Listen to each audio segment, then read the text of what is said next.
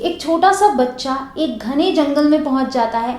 वहां उसके साथ और कोई ह्यूमन नहीं है, सिर्फ और सिर्फ जंगली जानवर हैं और पक्षी हैं, और कुछ ही दिनों बाद वो उनकी भाषाएं सीख जाता है। कैसे पॉसिबल हुआ ये? किसने सिखाई उसे ये भाषाएं? अपने से सीखा। क्यों? क्योंकि माहौल वही था, जानवरों की भाषाओं का ही माहौल था वहाँ पे। पक्षियों की चहचहाहट थी, वो किस तरीके से दूसरे पक्षी से इशारा करते हैं, किस तरीके से वो बोलते हैं, वो सबको ऑब्जर्व करता गया, सीखता गया, ऑब्जर्व करता गया, सीखता गया, साथ ही साथ ट्राई करता गया, बोलता गया, सुनता गया, बोलता गया, सुनता गया, बोलता गया, और वो उनकी भाषाएं सीख गया बिना किसी स्कूल में जाए। क्या वहाँ स्कूल्स होते हैं? नहीं होते। तो बस गाइस, यही तो हमें इंग्लिश के साथ करना है, सिर्फ और सिर्फ यही करना है। Why am I different? You are special, little brother. You've got hands, so let's use them. Jump! Yes! Out of my way! I shouldn't let them pick on you like that. Wolves are supposed to be with other wolves. He's not a wolf. I've seen the way you look at the village. Guys, ये video इतनी important है आपके लिए कि आपको इस video को and तक ज़रूर देखना चाहिए। This is a life changing video अगर आप इंग्लिश सीखना चाहते हैं तो। Hey guys, my name is Kanchan and you are watching me on English connection. तो गाइज, मैं आपका टाइम वेस्ट नहीं करूंगी। I have got 2 most important tips. Why am I calling them most important tips? क्योंकि इनके बिना आप इंग्लिश नहीं सीख सकते। चाहे आप किसी फॉरेन कंट्री में चले जाएं, चाहे आप अपनी ही कंट्री में रहें, बट इन दोनों के बिना आप इंग्लिश नहीं बोल सकते। और मैं आपका बिल्कुल समय नहीं वेस्ट कर रही हूँ। उन 2 टिप्स को मैं फटाफट आपको बताती हूँ। जैसा मैंने मोगली के लिए बताया, सुनता गया, बोलता गया, सुनता गया, बोलता गया, सुनता गया, बोलता गया। बस आपको यही करना है, लिसनिंग एंड स्पीकिंग। लेकिन थोड़ा सा डिफरेंस होगा इसमें। 2 टिप्स हैं, लिसनिंग एंड स्पीकिंग, लेकिन डिफरेंस क्या है? लिसनिंग सिर्फ और सिर्फ लिसनिंग नहीं है, ऑब्जर्व भी करना है। ठीक है? लिसनिंग मतलब कि ऑब्जर्व एंड लिसन।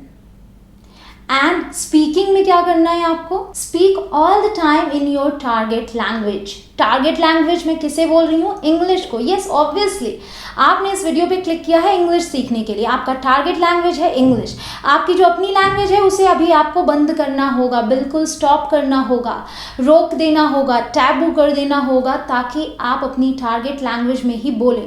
1 महीने का चैलेंज है गाइस। 1 महीने के लिए अगर आपने इन 2 चीज़ों को फॉलो कर लिया तो आप इंग्लिश में महारत हासिल कर लेंगे, सुपर्ब इंग्लिश बोलेंगे, फ्लुएंट इंग्लिश बोलेंगे, बिना किसी गलती के इंग्लिश बोलेंगे। अब आप सोचेंगे ये सभी कहते हैं सुनो बोलो। अरे कैसे सुनो भाई, कहाँ से सुनूं? तो मैं आपको सिर्फ टिप्स नहीं दे रही हूँ, मैं आपको वो रास्ता भी बता रही हूँ जिस पर चलकर आपको यहाँ तक पहुँचना है जहाँ आप पहुँचना चाहते हैं। एंड आई एम श्योर आपको यहाँ तक पहुँचना है इंग्लिश में, है ना? तो गाइज, वो जो रास्ता है ना, वो माहौल का रास्ता है। आपको जैसा मैंने एग्जाम्पल दिया मोगली का, उसके साथ वो माहौल था, उस माहौल में रह के उसने वैसी भाषा सीखी। तो आपको इंग्लिश सीखना है, इंग्लिश का माहौल बना लीजिए। इंग्लिश का माहौल कैसे बनेगा भाई? आपके घर में सभी आपकी अपनी नेटिव लैंग्वेज बोलते हैं, तो इंग्लिश का माहौल कैसे बनेगा? आपके पास कोई पार्टनर नहीं है, बहाने बहुत हैं गाइस, बहाने बहुत हैं। रास्ता निकालेंगे तो ज़रूर निकलेगा। आज की इंटरनेट की दुनिया में सब कुछ पॉसिबल है। आप माहौल घर में बना सकते हैं। माहौल कैसा? विदेश जैसा, फॉरेन कंट्री जहाँ इंग्लिश बोली जाती है, जहाँ की नेटिव लैंग्वेज है इंग्लिश, उस जैसा माहौल आपको अपने घर में बनाना होगा, इंटरनेट के ज़रिए बनाना होगा। यूट्यूब, गूगल, ये 2 चीज़ें आपके लिए कमाल की साबित होने वाली हैं। इस पे आप सिर्फ एंटरटेनमेंट के लिए नहीं जाते, इसको आप यूज़ कीजिए अपनी एजुकेशन के लिए, अपनी इंग्लिश को बेहतर बनाने के लिए। तो गाइज, माहौल बनाने के लिए आपको क्या करना है? आपको हर समय अपनी टारगेट लैंग्वेज को ही टारगेट करना है। यानी कि यूट्यूब पे जो भी वीडियोस देखें इंग्लिश में होनी चाहिए। तो आप उसके लिए मेरी डेली उस सेंटेंसेस वाली वीडियोस में प्रैक्टिस कर सकते हैं, जिसमें आप डेली उस सेंटेंसेस पाते जाएंगे। साथ ही साथ मैं आपको यही सजेस्ट करूंगी कि आप ऐसी वेब सीरीज़ देखें जिसमें कि आपके सामने पिक्चर्स होंगे। जब आप देख पाएंगे तब आप ऑब्जर्व कर पाएंगे कि किस सिचुएशन में क्या बोला गया। तो आप वेब सीरीज़ देखिए जिसमें कि आपको एक के बाद एक घटना समझ में आती जाएगी। इसके बाद ये हुआ, अगर इसने इस सिचुएशन में ये बोला, जैसे कि मान लीजिए कोई कहता है आई एम हर्ट और आउच इट हर्ट्स। सो यहाँ पे आप समझ जाएंगे पेन की बात हो रही है, आपको टेंस बताने की ज़रूरत नहीं है कि आपको यहाँ किस तरीके से यूज़ करना है। इट हर्ट्स मतलब दर्द हो रहा है। देख के ऑब्जर्व करके सीखेंगे तो कभी नहीं भूलेंगे। तो जो भी देखिए इस तरीके से देखिए कि आप सिचुएशन के अकॉर्डिंग किस तरीके से बोला जा रहा है उस पर ध्यान दें। अब आप हर समय अपनी आंखों को थका नहीं सकते, हर समय अपनी आंखों को यूज़ नहीं कर सकते, तो गाइस कानों का इस्तेमाल सिर्फ कीजिए, ऑडियो सुनिए इंग्लिश में। मतलब मेरा ये है कि जो सुनिए, जो देखिए, जो पढ़िए, जो लिखिए, सब कुछ इंग्लिश में होना चाहिए। तो ये हुआ आपका माहौल क्रिएट हो गया, माहौल इंग्लिश का बन गया। अब आपको क्या लगता है कि कोई आपको रोकेगा इंग्लिश सीखने से? अगर आपने ये माहौल बना लिया ना, सुनना भी इंग्लिश है, बोलना भी इंग्लिश है, देखना भी इंग्लिश है, साथ ही साथ जो भी चीज़ें हम लिख रहे हैं वो भी इंग्लिश है, जो पढ़ रहे हैं वो भी इंग्लिश है, माहौल पूरी इंग्लिश का बना दीजिए। अब आप समझ लीजिए आपको अपनी लैंग्वेज नहीं आती है, आपको बस इंग्लिश ही आती है, तो इस तरीके से आप with in a month English सीख जाएंगे, गारंटीड। गाइज अगर ये ट्रिक काम ना करे ना, 1 महीने तक आप इसे अपना लीजिए और बाद में आके आप मुझे ज़रूर बताइएगा फिर कि आपकी टेक्निक्स, आपकी ट्रिक्स काम नहीं आती। मैं मान जाऊंगी आपकी बात, पर मैं जानती हूँ कि आप आएंगे ही नहीं ये लिखने। आप आएंगे तो यही लिखेंगे, ma'am your tricks helped me a lot and now I am an English speaker. आप यही बोलने वाले हैं, आई एम श्योर। तो गाइज इतना तो मेरा दावा है कि अगर आपने माहौल बना लिया तो आपको इंग्लिश सीखने से कोई रोक नहीं सकता। अब जो मेरी दूसरी टिप है, speak in English all the time.